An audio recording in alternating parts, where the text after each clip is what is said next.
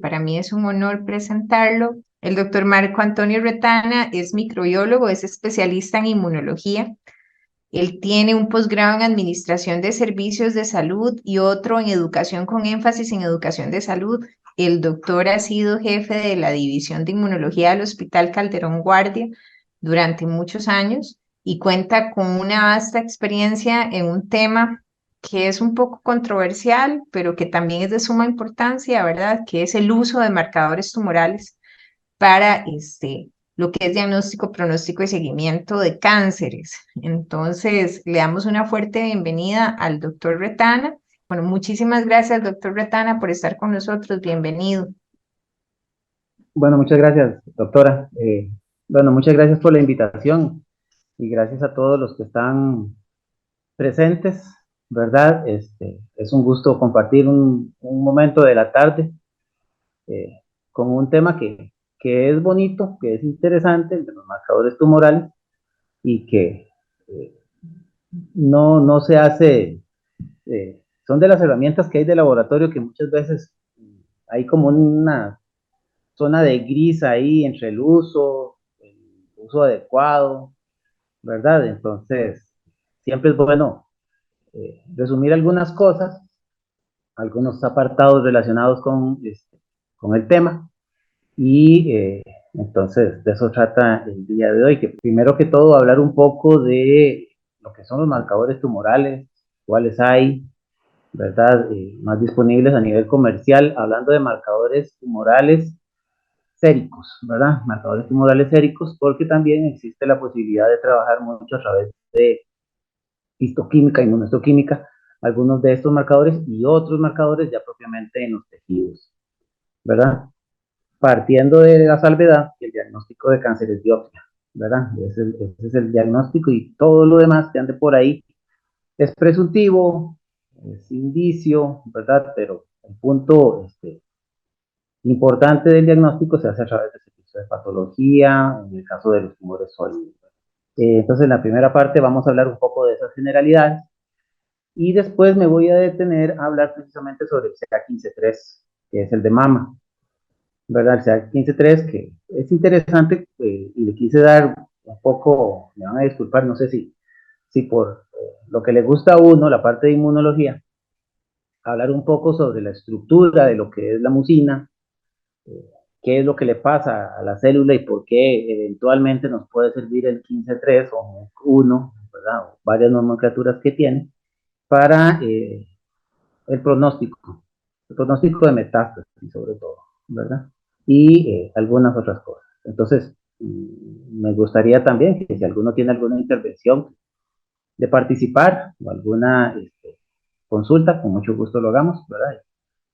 Como les dije, el tema de los marcadores tumorales séricos, que es lo que vamos a conversar el día de hoy, un tema muy interesante, ¿verdad? Y no es un tema nuevo y digamos que desde el punto de vista de la experiencia ha evolucionado muy poco, ¿verdad? Prácticamente está estancado.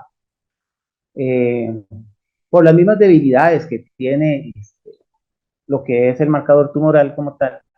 Entonces, si ustedes se fijan en la oferta de mercado de hace 5 años, es casi la misma de hace 10 años, es casi la misma de hace un tiempito para acá, y lo que ha mejorado son ya propiamente las técnicas analíticas de esas pruebas. Pero en sí, seguimos hablando de los mismos de siempre, carcinoma embrionario, alfa-fetoproteína, 15-3, 19-9. Ahora se le ha agregado el HE4, ¿verdad? Para trabajarlo en conjunto con el CA125 y sacar un índice de Roma, ¿verdad? Que se utiliza bastante en los pronósticos quirúrgicos sobre todo. Entonces, el tema uno a veces siente que sí, que se ha quedado como estancado y bueno, pero siempre es interesante poderlo conocer y poder manejar algunos conceptos relacionados. Entonces, si vamos a hablar de marcadores tumorales, vamos a tener que hablar de que estamos buscando un indicador, una sustancia biológica, ¿verdad? Que podamos nosotros determinar en el laboratorio y que esta sustancia puede ser producida directamente por la célula tumoral y de una forma ideal, ¿verdad? O por el organismo que esté produciendo, que tenga el proceso tumoral, o que sea inducido como una reacción, ¿verdad? Entonces vamos a tener que eso sería lo ideal y que se obtenga de una fuente que no sea invasiva. Ojalá sangre periférica, una orina, algún tipo de fluido que haga que sea fácilmente, eh, ¿cómo se llama?, recolectado para ser analizado. Entonces, ese es el mundo de los marcadores tumorales séricos. ¿De dónde inicia el poder detectar algún tipo de sustancia que se relacione con algún proceso maligno? Inicia con la famosa proteinuria de Bence-Jones, ¿verdad? Que ya en la época que yo inicié ya no se usaba, pero se realizaba una acidificación de la orina y se producía un precipitado, y eso se relacionaba entonces con la sobreproducción de inmunoglobulina, y entonces se relacionaba con el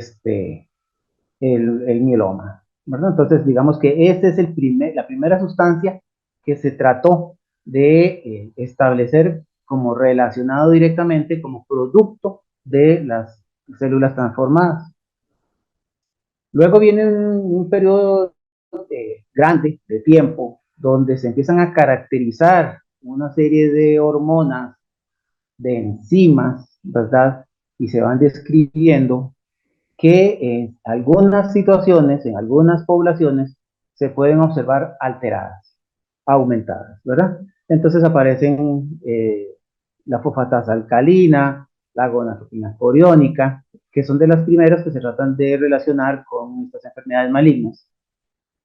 Luego se sustituye el uso de la fosfatasa ácida a partir de los años de 1990 por el antígeno prostático, siendo que el uso del antígeno prostático como tamizaje en algunos lugares es un poco controversial, ¿verdad?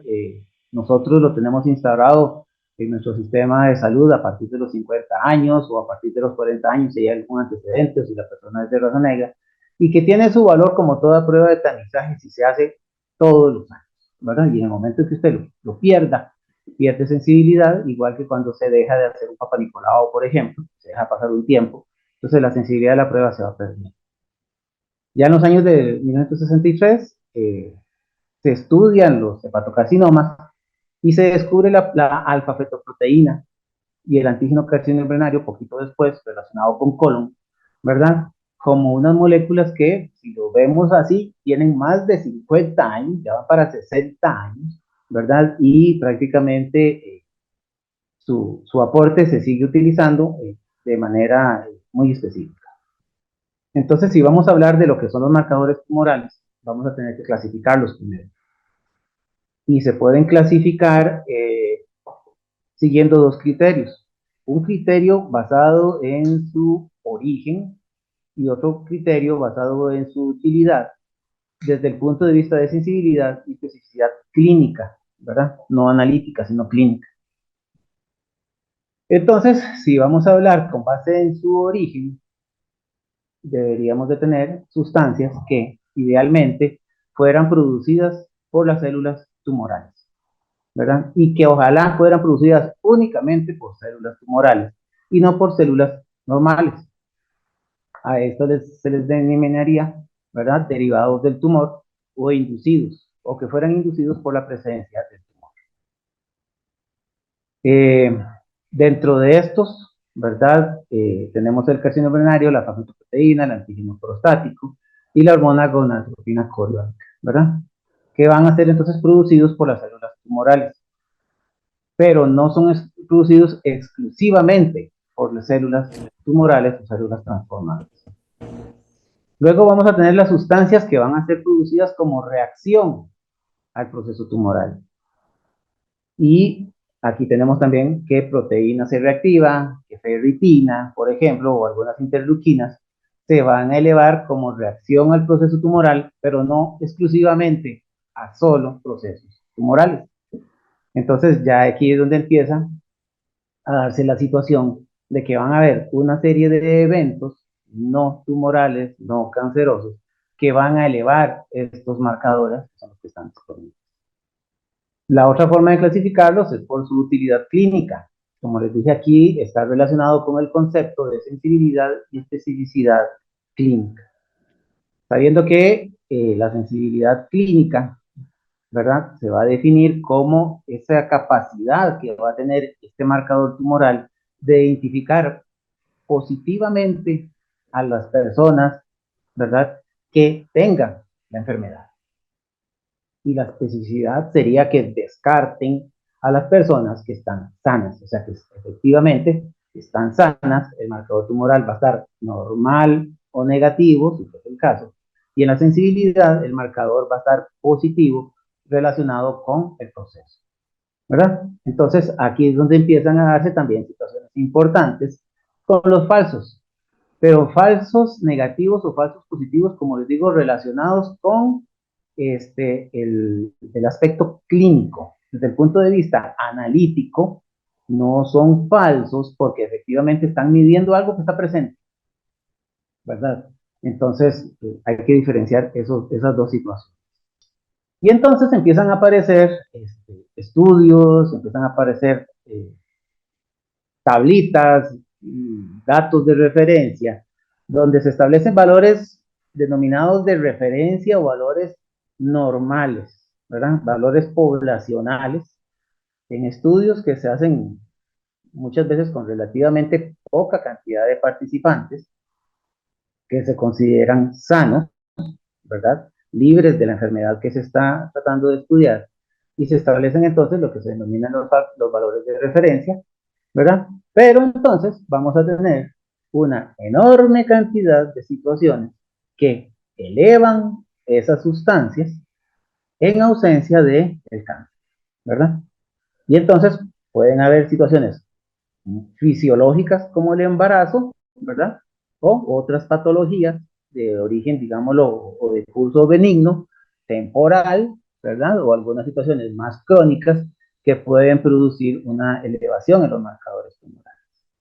Típico, y todos los marcadores se ven afectados por la insuficiencia renal. Persona que tiene insuficiencia renal va a tener elevados los marcadores tumorales, ¿verdad? Es la vía de excreción, por ahí se van a eliminar y se van a acumular. Y obviamente también los problemas hepáticos, ¿verdad? Todo lo que va a ser el metabolismo para poder desechar estas sustancias, si el hígado no está funcionando bien, se van a acumular. Entonces, prácticamente, si ustedes se fijan en todas las tablas, de todo lo que pueden decir, situaciones que pueden interferir en los marcadores tumorales, brillan por estar en primer lugar el problema de riñones y el problema. Entonces, si vamos a trabajar con idealmente una sustancia que solo va a estar positiva y fuertemente positiva en patologías de cáncer, que la concentración de esa sustancia va a ser proporcional a la cantidad de células tumorales, al tamaño de la masa, y que esa sustancia sea fácilmente medible, entonces esa sería la situación ideal, ¿verdad? Y que entonces esa sustancia no se encuentre elevada en personas sanas, sería la situación ideal de sensibilidad y especificidad, y eso no existe. Ningún marcador es ni siquiera cercano a una sensibilidad y especificidad del 100% desde el punto de vista clínico, ¿verdad? Todos van a tener falsos positivos clínicos y falsos negativos clínicos. Entonces, eso hay que comprenderlo y eso hay que revisarlo y estar pendiente.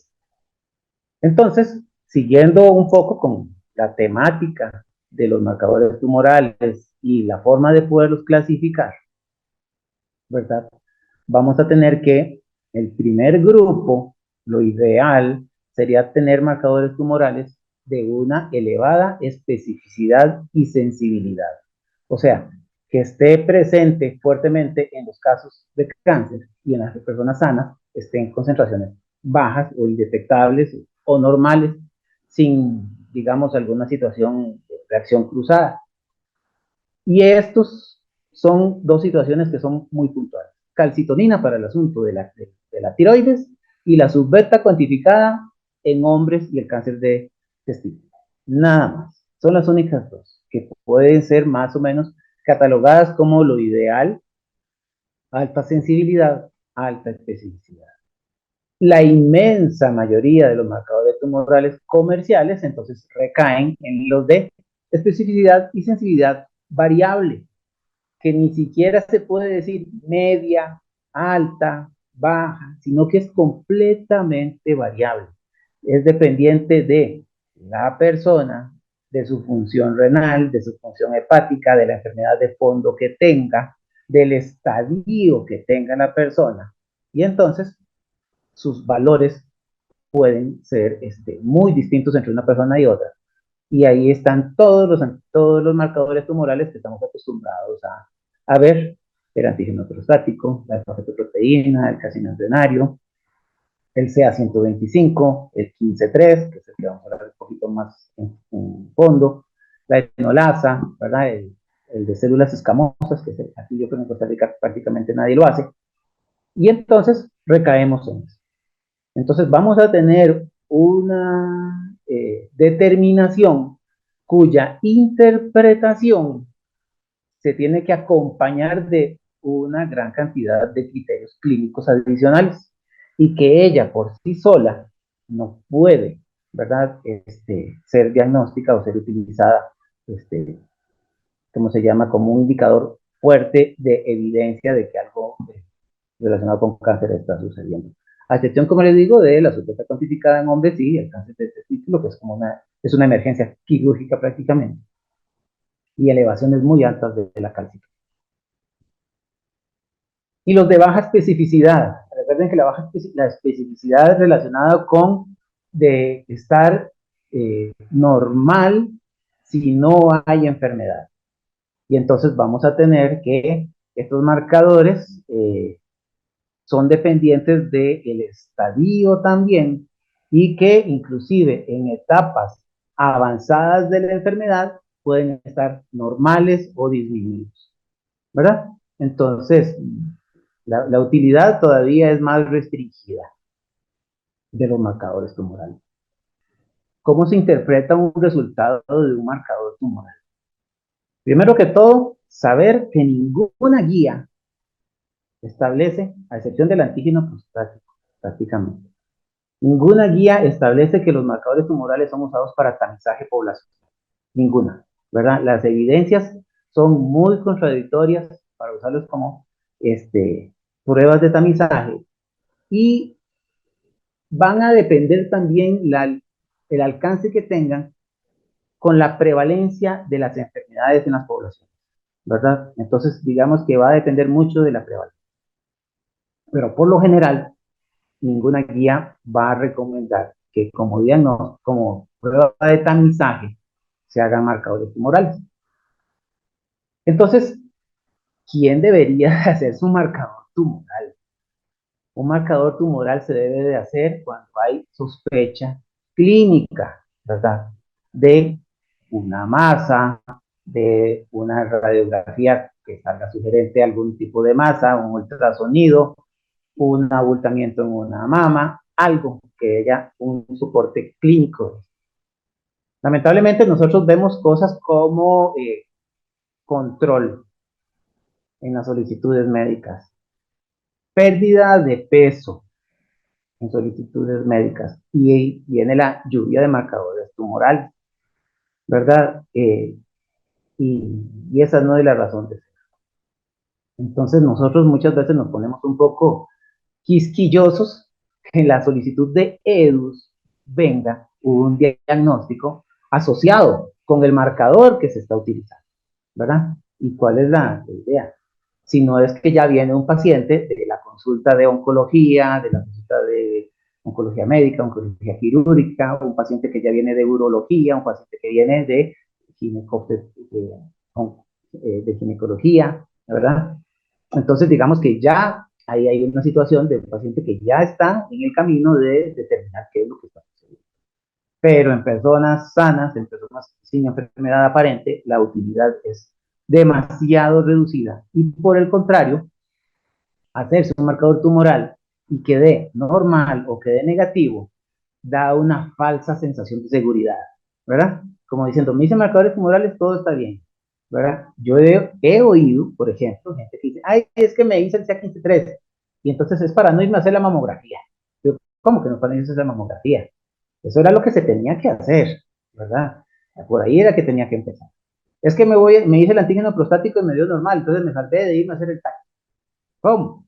Entonces, esa es la lucha que nosotros tenemos de educar y curiosamente el personal de salud es el que más se acerca a pedir que uno le haga estas pruebas como control, como para ver qué tengo, o porque un primo tercero le salió algo y yo quiero saber si yo tengo algo. Entonces, tenemos ahí un problema de fondo en el uso de la prueba.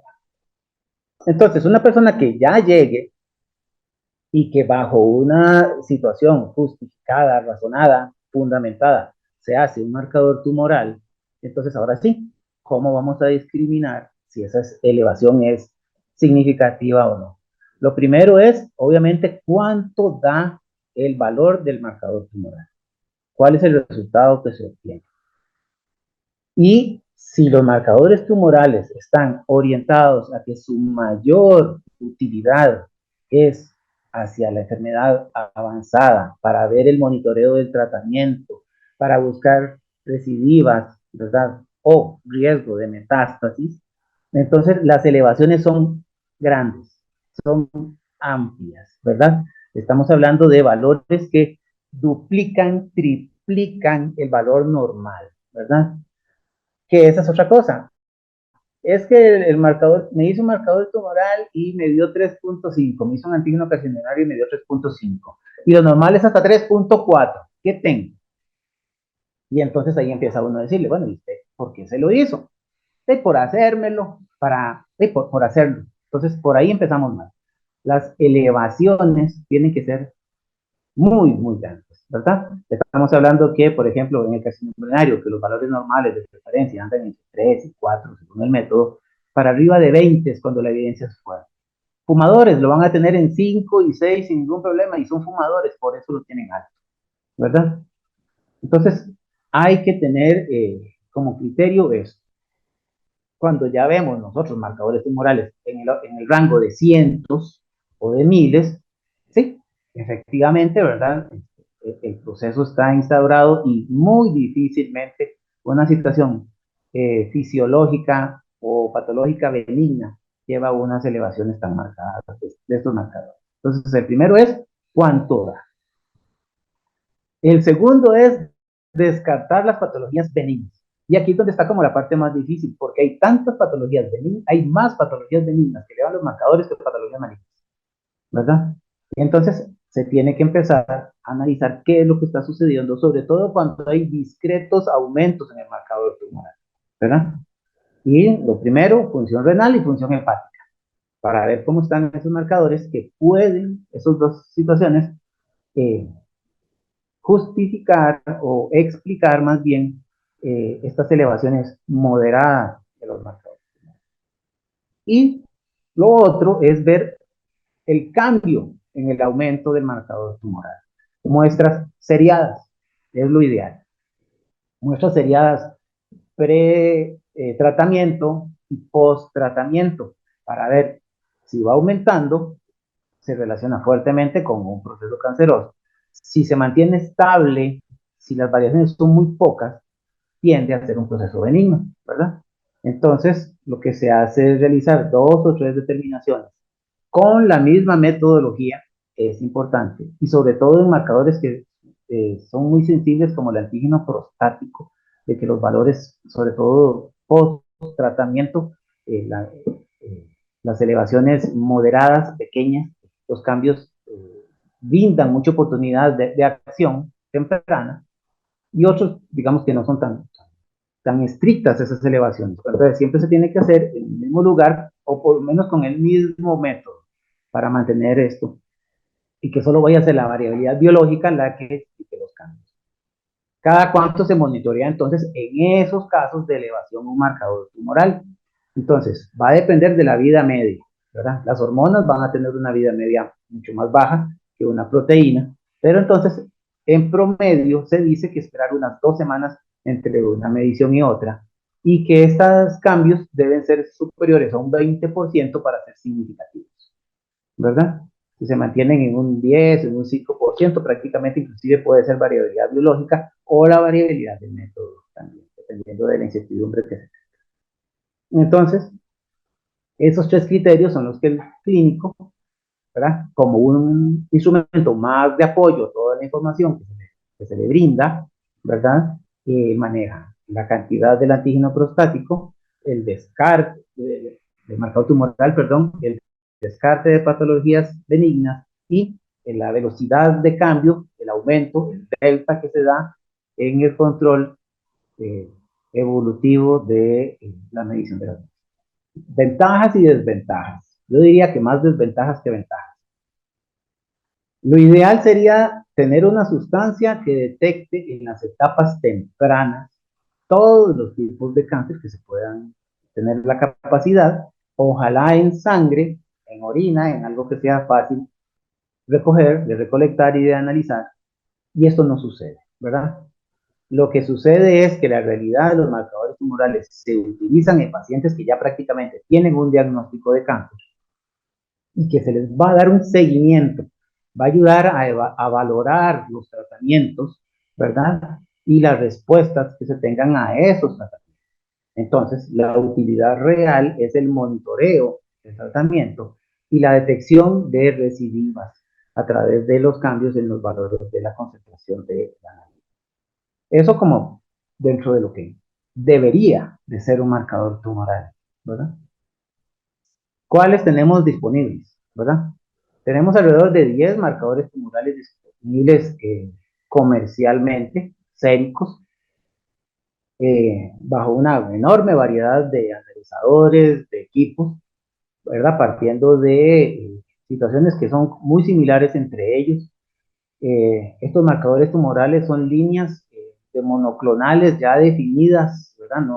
No hay mucha diferencia o no existe en realidad diferencia entre los monoclonales, ya son, como digo, ya están secuenciados, ya están definidos, y lo que va a variar son los métodos de detección, la metodología que se utilice, pero en realidad, desde el punto de vista de la especificidad analítica, todos van a tener la misma molécula de captura, la misma molécula que se va a encargar de iniciar lo que vemos en inmunología, que es la reacción antígeno-anticuerpo, siendo que entonces lo que nosotros vamos a buscar son, digamos, entre comillas, antígenos en sangre, en fluidos, y los vamos a capturar con un monoclonal, y después vamos a evidenciar esa reacción a través de la formación de un color, a través de la emisión de luz y ponerlo en contraste con una curva de calibración y emitir entonces un resultado. Pero entonces digamos que desde el punto de vista metodológico es muy poca la diferencia que va a haber en la naturaleza del inmunoensayo como tal, y las diferencias van a ser metodológicas de los analizadores. Entonces, hay disponibilidad de los típicos marcadores tumorales, ¿verdad? Para el cáncer de testículo, para el cáncer de células germinales, la gonadotropina humana coriónica, ¿verdad? Que se eleva en todos los casos de carcinoma, en el 80% del carcinoma embrionario, ¿verdad? Entonces, en estos primeros casos son los que van a tener mayor utilidad y se elevan en cantidades suficientemente altas, aunque no deberían de estar, ¿verdad? Deberían estar en cero, pero se elevan en cantidades suficientemente altas que permiten llamar la atención, ¿verdad? Que sea fácilmente cuantificable y fácilmente medible.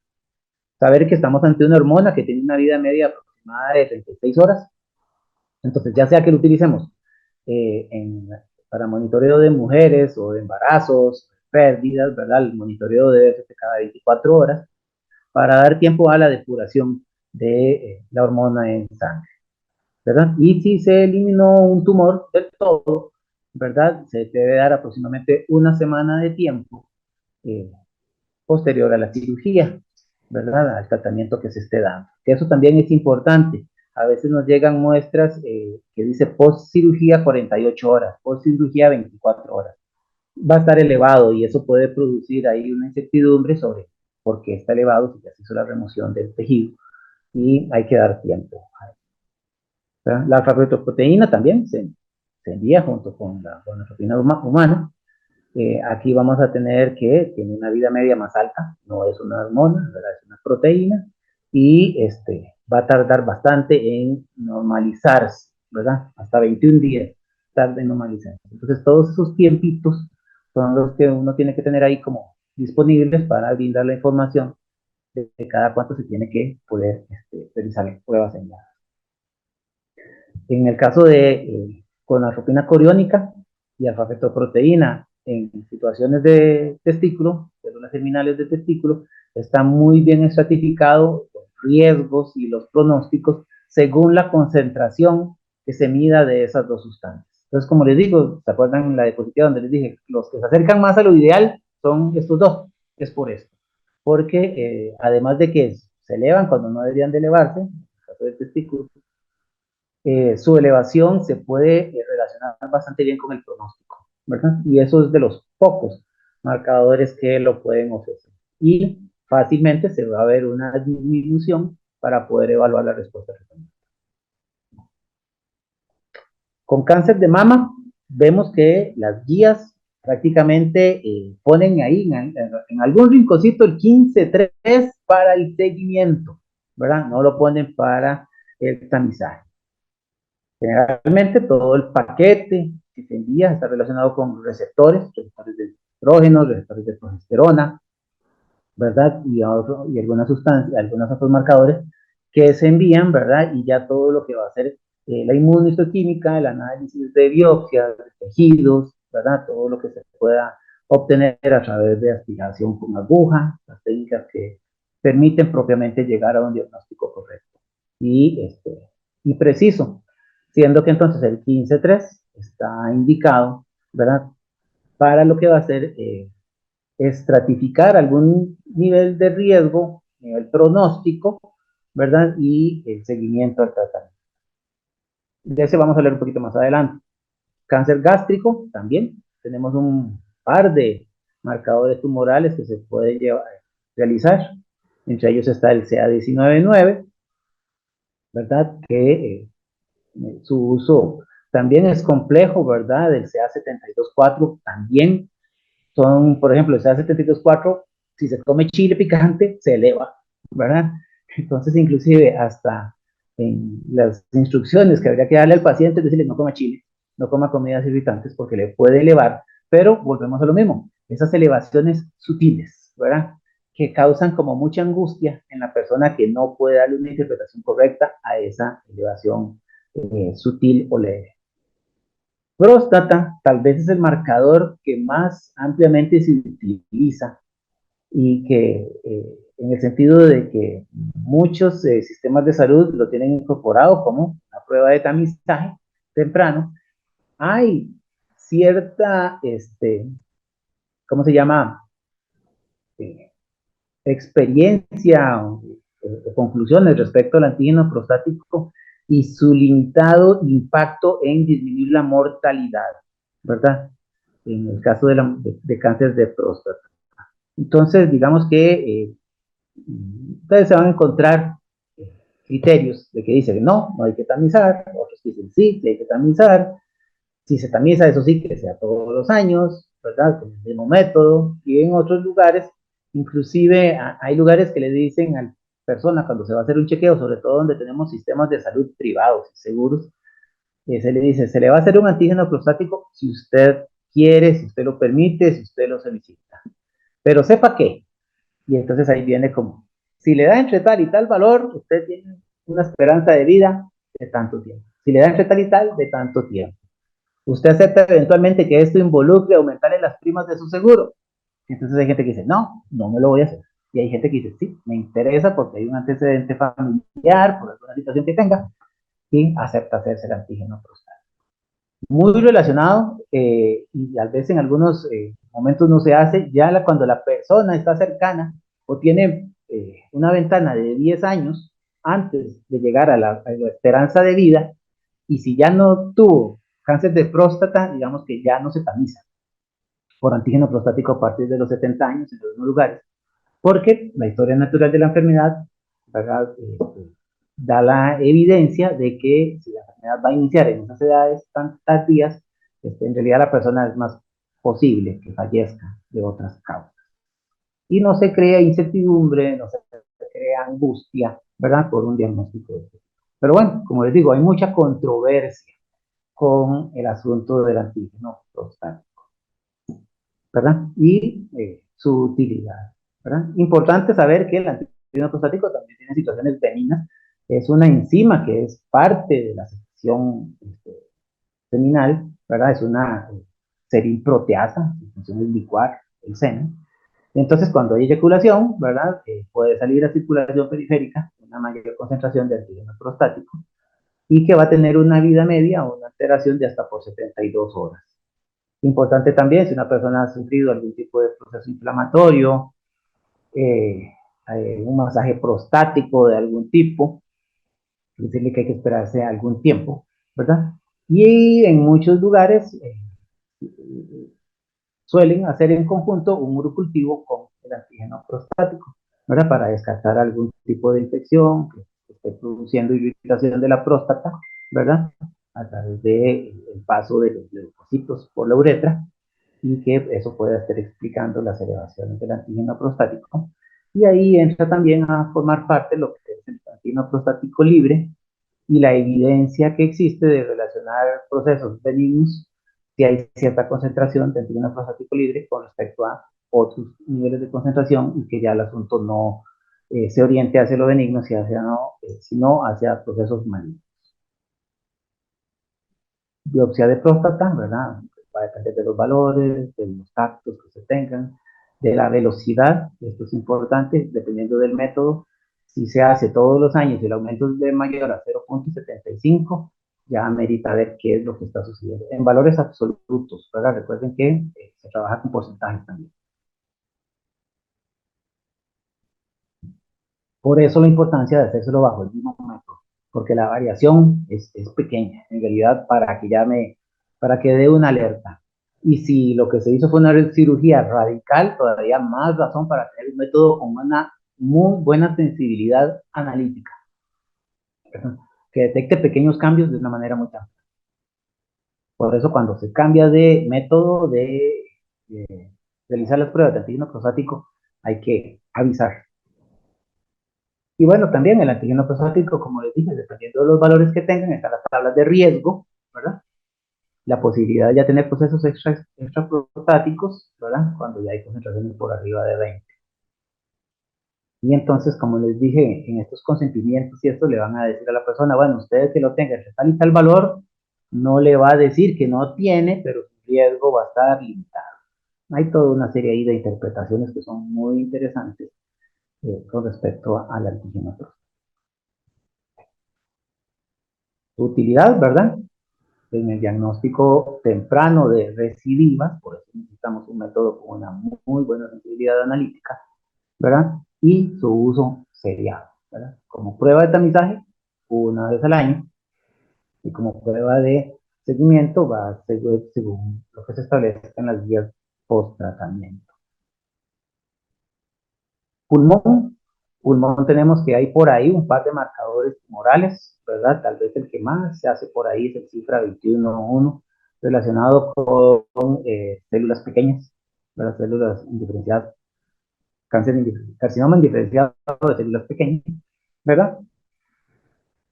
Se realiza, tiene una utilidad bastante limitada, pero bueno, es un instrumento más que está por ahí disponible.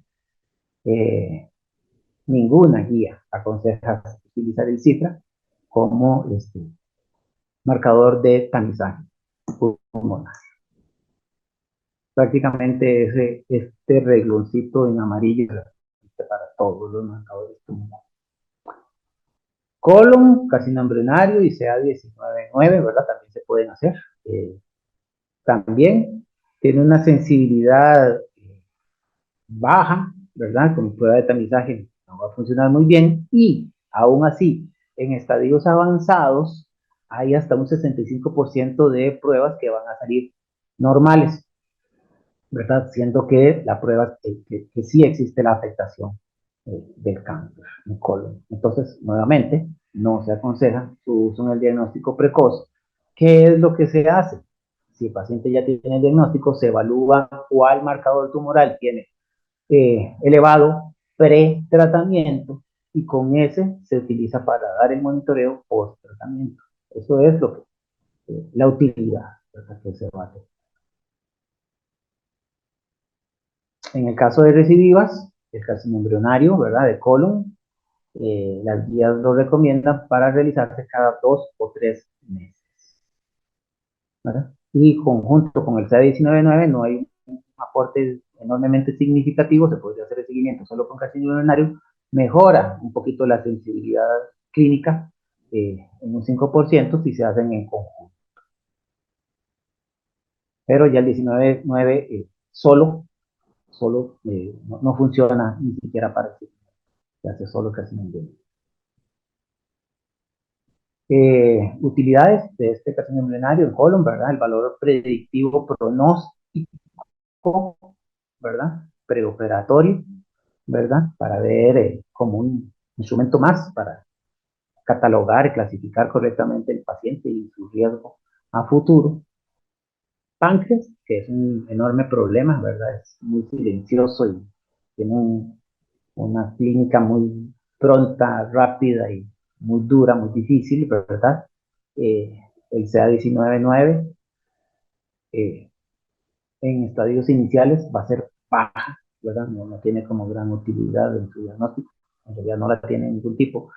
Y ya cuando el diagnóstico se da, ya cuando el paciente tiene una clínica importante, tenemos valores elevados en el rango de los miles de unidades, ¿no? Hay, con respecto a páncreas, hay otro tipo de pruebas que también se pueden hacer a nivel molecular, a nivel de oncogenes, que tienen una mayor utilidad como prueba de tamizaje, prueba de pronóstico, sobre todo cuando hay algún tipo de antecedente familiar, ¿verdad? Para efectos de seguimiento, eh, si tiene valores preoperatorios por arriba de 1000, funciona mucho para evaluar ¿cómo se llama? El proceder del paciente. Ovario, ovario, tenemos una situación que por lo general la mujer acude cuando hay algún, o la muestra se realiza, se inicia el estudio cuando hay algún tipo de masa pélvica, es una emergencia, ¿verdad? Hay que ver el origen que tiene eso. Entonces, se le manda el CA125, se le manda todas las exploraciones y dependiendo de los resultados que obtenga, también se le manda el H4, la proteína epidermal humana, que aumenta la sensibilidad en esos estados iniciales, ¿verdad? Entonces, digamos que ayuda bastante a clasificar al paciente esos dos marcadores tumorales. Ambos marcadores tumorales se utiliza para calcular un índice, el índice de malignidad ovárica de Roma, que ya tiene aprobación de FDA y que el proceder clínico va a estar asociado también con la información que se brinde a través del indicador de riesgo que se obtenga. Entonces, digamos que este es uno de los usos que sí tiene definido un marcador tumoral o dos marcadores tumorales, pero para lo que es el pronóstico. Y ese índice, digamos, otros marcadores no lo tienen. Un poco similar a lo que vimos desde la tablita del antígeno prostático, y prácticamente son los únicos dos casos. Porque la concentración de los marcadores tumorales, ¿verdad? Muy raramente son proporcionales al tamaño de la masa, al cáncer que esté, ¿verdad? Podemos tener tumores relativamente pequeños produciendo grandes cantidades, tumores grandes produciendo pocas cantidades o inclusive no producen, ¿verdad? Y entonces, en este caso, el CA125 contra el HE sí calzan bastante bien con eso, relacionado también con la posibilidad de que el antígeno prostático, entre más alto, hay una posibilidad bastante buena de relacionarlo con el tamaño del tumor que se está mencionando. Hígado, creo que ya lo habíamos visto por ahí, relacionado, ¿verdad? Con muchos tipos de origen que haya, ¿verdad? Y los valores van a tener que ser altos, ¿verdad? Se maneja con la alfa-fetoproteína y más o menos valores de cientos, ¿verdad? Van a ser utilizados como un mejor o peor pronóstico a futuro. Entonces, digamos que esas son las generalidades de los marcadores séricos comerciales de mayor utilización en la parte clínica. Luego, el uso adecuado. Lo que les he mencionado así en varios momentos del día de hoy. El mal uso de los marcadores tumorales es un proceso, es una situación endémica mundial, ¿verdad? Hay estudios prácticamente en todo lado donde se han hecho, se han demostrado problemas de su utilización, ¿verdad? Vean ustedes que, por ejemplo, en Irlanda del Norte, en un estudio, el 80% de las solicitudes no había relación entre el órgano de sospecha y el marcador tumoral. Más de la mitad se mandaba para tamizaje poblacional, ¿verdad? Y solo el 35% de las solicitudes de marcadores tumorales se relacionaba con una sospecha clínica de un tumor o de un cáncer. El 26% en un estudio que se hizo en Inglaterra de los marcadores de cáncer de mama a hombres, ¿verdad? A hombres que no tenían sospecha, ¿verdad? Entonces, por ahí estamos empezando. Sea 125, ¿verdad? Mandado a un 17% de hombres, cuando su utilización, ya lo vimos, está enfocado al ovario o en algunos procesos metastásicos, pero casi que como para saber qué hay por ahí, ¿verdad? Ahí será. Y eso es la realidad de todos los lugares, ¿verdad? Un mal uso. Entonces surgen las preguntas. ¿Se tiene que seguir utilizando? Sí. ¿Se debería de restringir su uso? Su uso debería ser restringido en el tanto la interpretación que se le dé a ese resultado no vaya a causar un problema. Puede causar un problema en dos líneas. En decir, le dio todo negativo los marcadores tumorales, no tiene nada, y llevarse una sorpresa poco después, ¿verdad?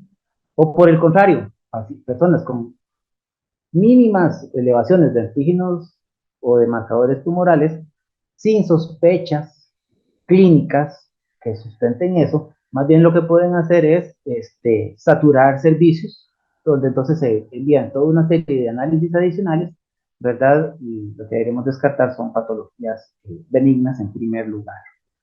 Entonces hay gente que dice, bueno, de medicina de empresa, de primer nivel, ¿de dónde debería de estar? Actualmente, solo del primer nivel sería el antígeno prostático, que es el que la institución tiene establecido el programa de tamizaje. Y de ahí en adelante, sí deberíamos de tener un uso más racional, un uso dirigido de la herramienta. Entonces, todas las conclusiones que vamos a tener, no, es que los marcadores tumorales en muy pocos casos se van a poder utilizar como diagnóstico, ya lo vimos, y que nunca va a reemplazar a una biopsia para detectar un cáncer, ¿verdad? La elevación de un marcador tumoral no necesariamente va a relacionarse con una neoplasia. Y valores negativos o dentro de lo que se llaman normales tampoco la van a excluir, ¿verdad? Un resultado elevado de un marcador tumoral no necesariamente va a determinar qué tipo de cáncer esté, pero una elevación grande y franca sí va a dirigir muy bien el proceder. Entonces, como regla general, la literatura indica que los marcadores tumorales no se deben realizar en pacientes que tienen sintomatología vaga. Pérdida de peso es un síntoma vago, ¿verdad? Entonces no es razón para hacer un marcador tumoral. También cuando la prevalencia poblacional es baja, ¿verdad? No se debe realizar estas pruebas de un uso masivo. Su principal utilización, la vigilancia postoperatoria o post-tratamiento, ¿verdad? El monitoreo luego de la quimioterapia, de la terapia hormonal o de la radioterapia. Sabiendo que todos estos procesos, ¿verdad? Tanto la cirugía como la quimioterapia como la radioterapia producen lesiones y producen inflamaciones. Y entonces los marcadores tumorales de epitelio, aún en epitelios sanos o normales se van a elevar producto de toda esta agresión que están dando. Entonces, es interesante que muchos marcadores tumorales post tratamiento, en esa ventana de tiempo muy corto después de esta intervención, más bien se elevan, pero por reacción del tejido como una inflamación, ¿verdad? Entonces, tener claro que el marcador tumoral también se puede elevar por una inflamación, por una cirugía, por una radioterapia, inclusive por una quimioterapia. Tener claro que el paciente no puede estar cambiando de metodología. El paciente debe de medirse bajo las mismas condiciones a lo largo del tiempo. Y que es uno más de es parte más de la información que está disponible para la decisión clínica, ¿verdad? Como las pruebas restantes de gabinete, las imágenes, las biopsias y todo lo que se dispone. Consejos también que hay con respecto a los marcadores tumorales, que tiene que ver más con la parte de laboratorio en algunos casos, es el almacenaje y transporte de las muestras, ¿verdad? Un correcto centrifugado, evitar la hemólisis. Algunas de estas marcadores tumorales son hormonas, entonces también que la muestra no se sobrecaliente, que viaje refrigerada, eso es importante, ¿verdad? Seleccionar muy bien el marcador que se piensa que está relacionado con ese órgano, ¿verdad?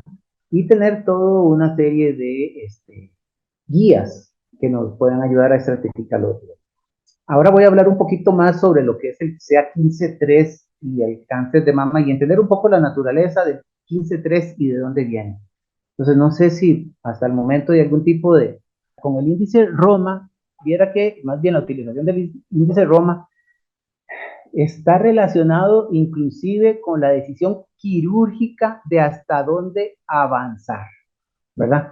¿Qué tanto se debe de remover de tejidos? ¿Qué tan minucioso tiene que ser la búsqueda de posible metástasis? Entonces, el índice Roma ya lo que hace es apoyar el grado de malignidad, ¿verdad? Y decir, este está en un estado alto de malignidad y quirúrgicamente hay que ser más minucioso en la extracción de los tejidos. Eso es lo que yo he comprendido de la utilización del índice Roma. Entonces, cáncer de mama, es la fecha especial pues, que tenemos el día de hoy. Recordar que es una malignidad que va a tener un conjunto de factores de riesgo, que va a tener una historia natural, que va a permitir momentos de detección temprana y oportuna, ¿verdad? Prevención primaria, ojalá, o prevención secundaria con un método de diagnóstico temprano, lo más posible, para un tratamiento oportuno,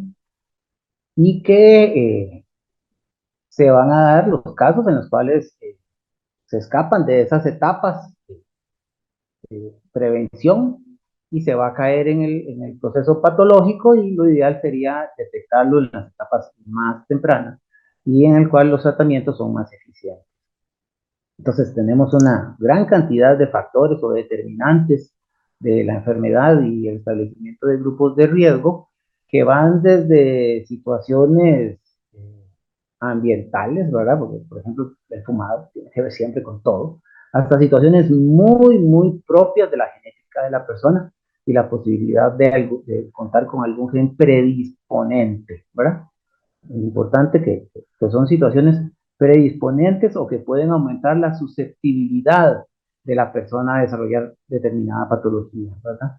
Entonces, ahí hay que ser muy claros en la situación molecular. Algunas otras enfermedades también, ¿verdad? Otros síndromes se van a relacionar con la aparición de problemas a nivel de mama. En el respecto a marcadores tumorales secos, el cáncer de mama, no está utilizado, no está recomendado como prueba de tamizaje. Buscando en guías, me encontré en una guía europea del 2003 o del 2005 que sí estaba el valor sérico del CA15-3 y sí estaba incluido como prueba de tamizaje, ¿verdad? Junto con todas las demás que están disponibles. Ya para el año 2007, 2010, ya había evidencia controversial, ¿verdad? Evidencia controversial de la utilidad del marcador como prueba de tamizaje. Y ya en la guía actual no está, ¿verdad? Ya en la guía actual no está en ese caso. Y su uso está recomendado únicamente en lo que va a ser el monitoreo y establecer el riesgo de metástasis. ¿Sí? Entonces, tenemos marcadores séricos que se pueden utilizar, o la literatura en diferentes estudios, poblaciones, casos, los miden, el antígeno carcinombrionario, el CA15-3, que también se llama CA2729, ¿verdad? Entonces, ninguno de estos, ¿verdad? Sirve para una toma de decisión terapéutica temprana por las deficiencias que tiene, ¿verdad? Entonces, su utilización en este caso como marcador temprano de tamizaje es cuestionado. ¿De dónde viene el cuestionamiento de esto? Precisamente, solo alrededor de un 10% de los tumores, ¿verdad? Va a tener valores elevados en estadios iniciales, ¿verdad? Y que eventualmente hasta un 70% en estadios avanzados. O sea, en estadios avanzados, un 30% de los casos van a tener marcador tumoral normal. Y estamos hablando de fases bastante avanzadas. Entonces, ese tipo de información fue la que se fue recopilando y la que dio pie a que se eliminara el marcador tumoral para no crear una incertidumbre por una herramienta de tamizaje. Vamos a recordar que las herramientas de tamizaje deben de estar cercanas lo más posible al 100% de sensibilidad, aunque tenga falsos positivos, ¿verdad? Pero si ya su sensibilidad es tan pobre y aún así, además, tiene falsos positivos, entonces peor aún, ¿verdad? Entonces, eso es importante. La mayoría de estudios publicados van a coincidir en que su utilidad, ¿verdad? Como factor pronóstico es pobre, ¿verdad? La de este carcinoma embrionario de 15-3 es pobre, pero aún así el carcinoma embrionario se desempeña un poco mejor que el 15-3. Su mayor utilidad es en determinar la concentración preoperatoria, ¿verdad? Junto con el carcinoma embrionario, evaluar el valor que se obtenga y eso nos va a dar un cierto nivel de riesgo de recidivas a futuro. Entonces, eso es importante tenerlo por ahí. Ahí van a perdonar que hay una realocación de algunas diapositivas. Esto simplemente ya información que ustedes han visto sobre la incidencia de los tumores malignos. Aquí tenemos el de mama, superado simplemente por el de piel, relativamente por poco. Y la mortalidad, ¿verdad? Que aquí dice estómago, pero no, esta azul es mama, ¿verdad? Que va a aumentar. Entonces es un tumor de alta incidencia y de alta malignidad, de alta mortalidad. ¿Qué es el CA15-3? ¿Qué es lo que nosotros medimos en el laboratorio? ¿Verdad? Los tumores epiteliales van a producir en su membrana, ¿verdad? Celular, antígenos de tipo mucina. Y se dice antígenos, entre comillas, porque es lo que nosotros medimos en el laboratorio, en la reacción antígeno-anticuerpo, pero son productos fisiológicos. No hay no es que vayan a producir una enfermedad autoinmune, que por eso se les pone antígenos, sino que por eso está ahí antígenos, porque para nosotros es lo que nosotros vamos a determinar. Van a ser glicoproteínas de peso molecular grandes y que están altamente glicosiladas, ¿verdad? Están altamente glicosiladas. Están codificadas en un gen, el MUC1 humano. Hay varios MUC, hay varias mucinas, ¿verdad? Y va a tener diferentes nombres. Se le llama MAM6, antígeno de mucina de leche, antígeno carcinoma embrionario 2729, y el que es más común, sea 15-3.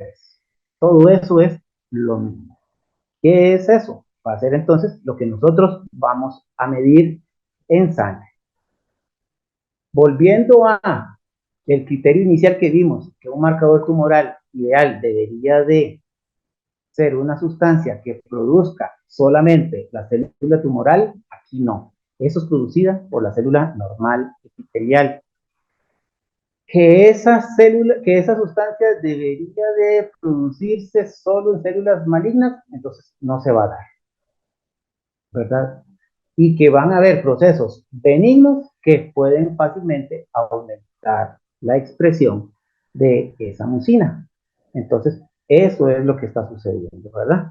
Vamos a tener que es un componente fisiológico que podemos medir y que está presente en todos los individuos sanos. Solo que, ¿qué es lo que sucede? En la célula transformada, ¿verdad? Hay una alta posibilidad de una sobreexpresión del gen. Y entonces, por un fenómeno de mayor cantidad en la membrana celular, mayor cantidad puede salir a sangre periférica y eso es lo que nosotros podemos medir en el antígeno carcinogénico o el MUC y el 15-3 son los que podemos entonces nosotros medir. El MUC 15-3, ¿verdad? Entonces, digamos, esto es una biopsia donde está aquí marcado, es un componente fisiológico de los epitelios, ¿verdad? Y nosotros en el laboratorio lo que hacemos es medirlo con reactivos que independientemente prácticamente de la casa comercial que tengamos, tenemos dos, ¿verdad? Dos monoclonales que están dirigidos a diferentes epitopos o regiones de la mucina, ¿verdad? El CA15-3 como tal, ¿verdad? Que está definido como el anticuerpo DF3, está dirigido a una región aminoterminal de la mucina, y el que se utiliza como el anticuerpo para amplificar la señal, el que está marcado con la molécula, que nos va a dar el color o que nos va a dar la señal, es uno de ratón, un antihumano hecho en ratón, que es el 115D8. Entonces, el CA15-3 vamos a tener que es una proteína normal en la mayoría de las personas, es normal y la tenemos siempre, pero que se va a expresar en los tumores que tienen un origen epitelial.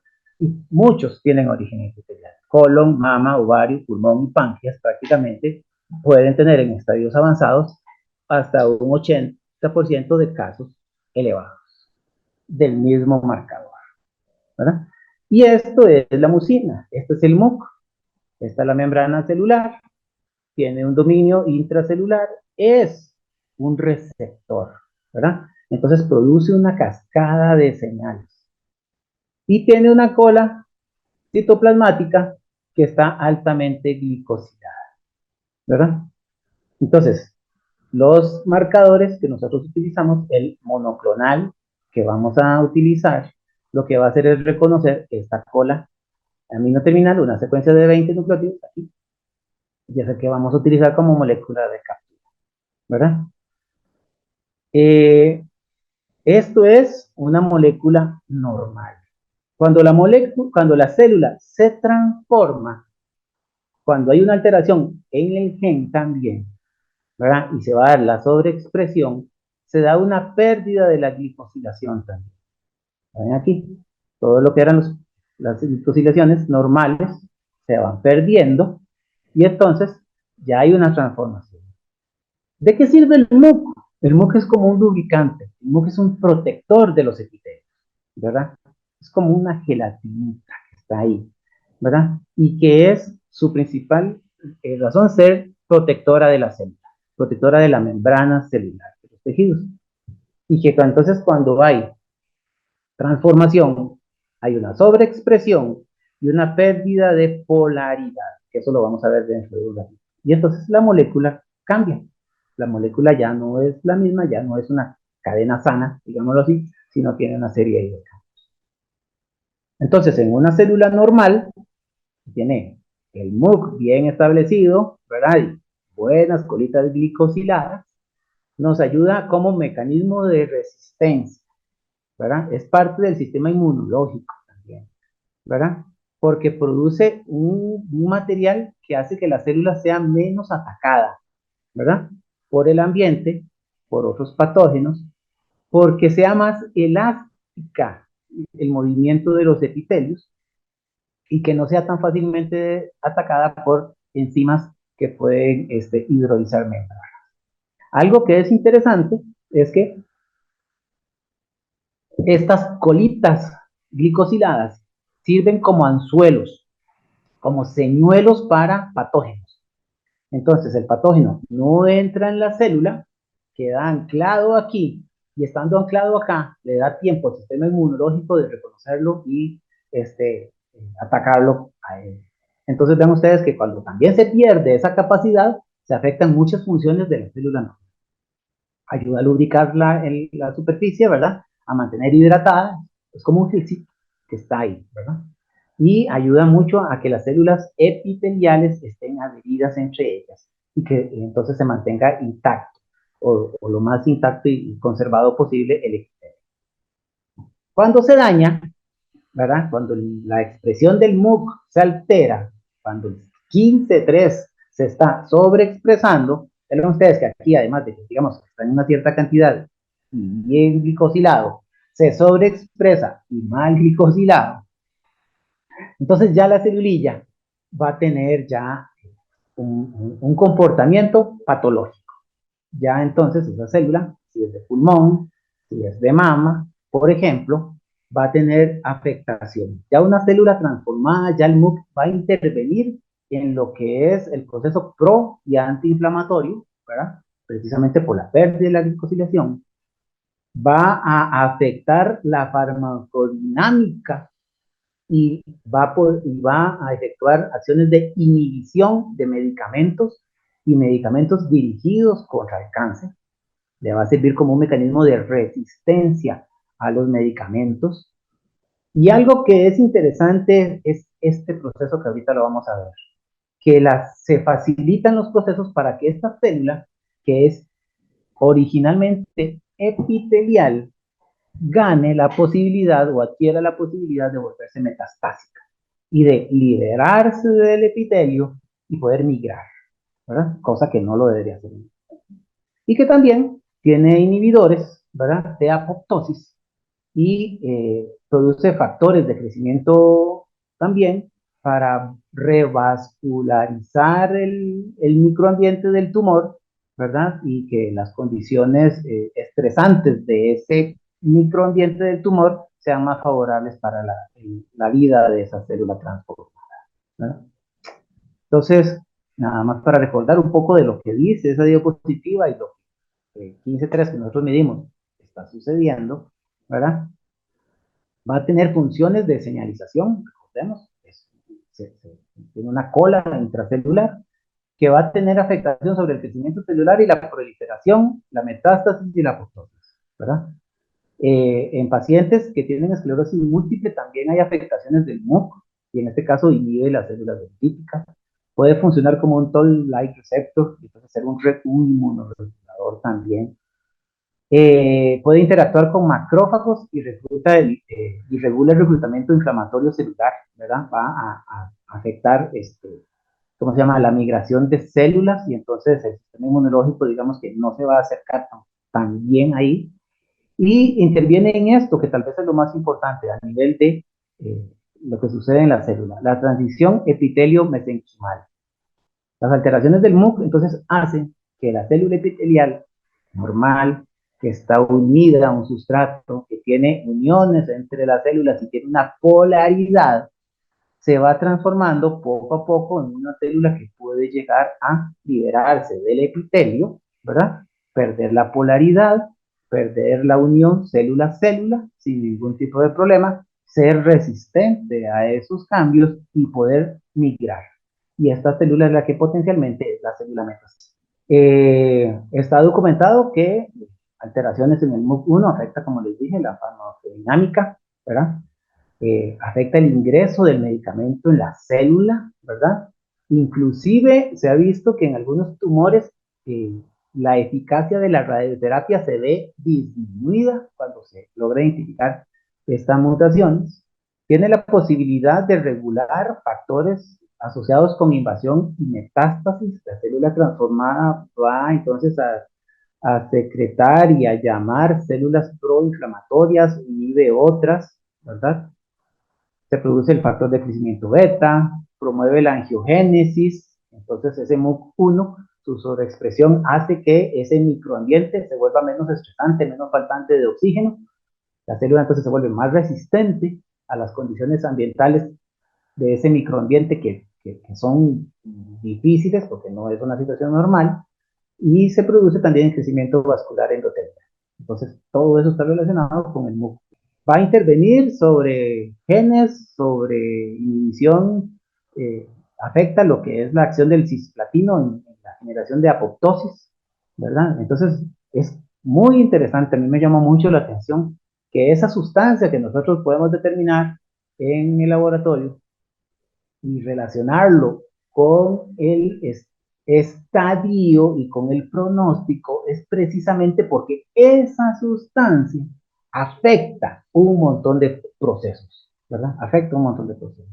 Entonces, si esa sustancia no está tan alta, tan sobreexpresada, entonces hay una buena oportunidad de que también todos estos procesos tampoco se den tan extremos, ¿verdad? Entonces, me llamó la atención eso y entonces quería compartírselos con ustedes, de forma tal que nosotros por lo menos, me van a disculpar, me voy a dirigir a los compañeros de laboratorio, saber que cuando vamos a medir un marcador tumoral de este tipo, estamos midiendo algo que está sobreexpresado en las células y que si reportamos valores de miles de eso, ¿verdad? Van a ser células que están pasando por todo este proceso y lo que nosotros estamos midiendo es lo que se está sobreexpresado en su membrana y que es recolectado en un fluido biológico. Entonces, simplemente me voy a quedar aquí un poquito en que efectivamente vamos a recalcar el uso de las pruebas de marcadores tumorales como tamizaje no se recomienda. Y en particular en cáncer de mama no se recomiendan, ¿verdad? Están utilizados para poder determinar estadios. Vean ustedes que es un estudio que inclusive se hace en mujeres ya diagnosticadas con cáncer de mama. Y vean ustedes las elevaciones del cáncer del CA15-3 y del carcinoma embrionario. En estadio 3, ¿verdad? Más bien hay una disminución de la frecuencia de valores altos del 15-3. Y en su mejor momento, en un estadio 2, llegamos a tener un 50%. Es una moneda al aire. Puede dar positivo, puede dar negativo con la misma probabilidad. Si se le hace una prueba ¿verdad? De significancia clínica, no le van a dar bien, ¿verdad? Y en estadios tempranos, vean que no llegamos al 10%, lo que decía la literatura. Menos del 10% en estadios tempranos está apenas alterado. Funciona un poquito mejor en estadios avanzados, el carcinoma embrionario, pero aún así un 60%. O sea, como pruebas de tamizaje no sirve, ¿verdad? Como prueba de tamizaje tiene apenas un 9.6, X3 y un 8.7. Y por ejemplo, aquí vean ustedes que también hay que tener precaución como cómo se interpretan las cosas. Este es un estudio que a mí me llamó la atención, porque si usted sabe la vida media de una molécula que está expresada en todo el epitelio, ¿cuánto va a tardar usted en medirla para tener una idea si la cirugía funcionó, si el tratamiento funcionó? Entonces vean ustedes los valores preoperatorios, ¿verdad? Apenas altera, ¿verdad? El promedio de 18.4, 31, 47, y vean ustedes el postoperatorio, 17, 32. ¿Por qué? Porque todavía la molécula está circulando, son apenas 2 días, y aún así dando 28 días, aquí estamos iguales, ¿verdad? Aquí estamos un poquito menor y aquí estamos muy parecidos. Habría que ver la significancia clínica, en este caso, del triazón embrionario. ¿Y por qué es de esperar esto? Por esto mismo, ¿verdad? Por la baja expresión que se da aún en estadios avanzados. Entonces, todos estos estudios son los que, este artículo es interesante porque va a favor de usar el CA15-3 mayormente, mayormente, pero no hace mucho énfasis en las debilidades del 15-3. Algo similar, la utilidad del marcador carcinoma 15-3 para el pronóstico, ¿verdad? Y solución con algunos parámetros clínico-patológicos, Y vean ustedes donde en el caso de metástasis llegamos a un 82% de sensibilidad, ¿verdad? En el 15-3, un 83% en el carcinoma embrionario, ¿verdad? La especificidad por el suelo. Y aquí otras cosas que se midieron también, como los receptores, ¿verdad? Receptores de hormonas, también se midieron, que también van a tener un uso limitado. Entonces, esto apoya a que hay que utilizar otros medios, otras técnicas de tamizaje temprano, ¿verdad? Que realmente sí tengan un impacto en la calidad de vida y en la esperanza. Este del 2022, ¿verdad? Un estudio que también se dio, y en este caso vean ustedes que pacientes con elevaciones entre 15 y 30, el 38 tenía por ciento metástasis ya primario y el 15% enfermedad secundaria. Aún así, es bajo, ¿verdad? El porcentaje de posibilidad de captar. Este del 2017 también va en la misma línea de que se debe utilizar con mucha precaución, ¿verdad?